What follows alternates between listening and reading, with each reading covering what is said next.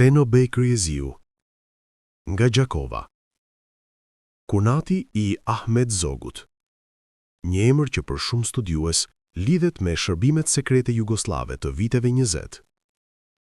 Sipas burimeve historike të periudhës, ai u rekrutua nga shërbimi sekret jugoslav dhe u konsiderua një burim i rëndësishëm informacioni për Beogradin. Në vitin 1924, kur Ahmet Zogu rikthye në pushtet me mbështetje jugoslave, kërkesa nga pala jugoslave ishte e qartë. Ceno Bekryeziu të merrte post kyç. Ai u bë ministër i brendshëm, pra njeriu që kontrollonte rendin, informacionin, sigurinë në një shtet të brisht. Në një kohë komplotesh, por marrëdhënia me Zogun u kris.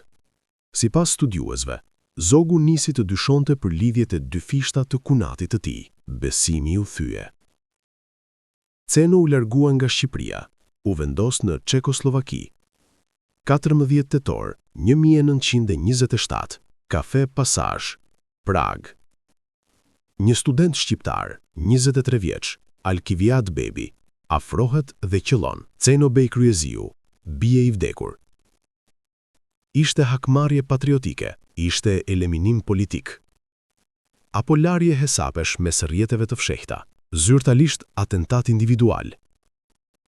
Por hija e shërbimeve sekrete të kohës nuk u zhduk kurrë nga kjo histori, një kunat.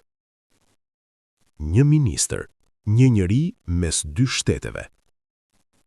Dhe një fund që mbetet i mbështjell me dyshime, sepse në Ballkanin e viteve 20, pushteti nuk ruhej vetëm me votë, ruhej me informacion. Dhe informacioni blihej me besnikëri të dyfisht.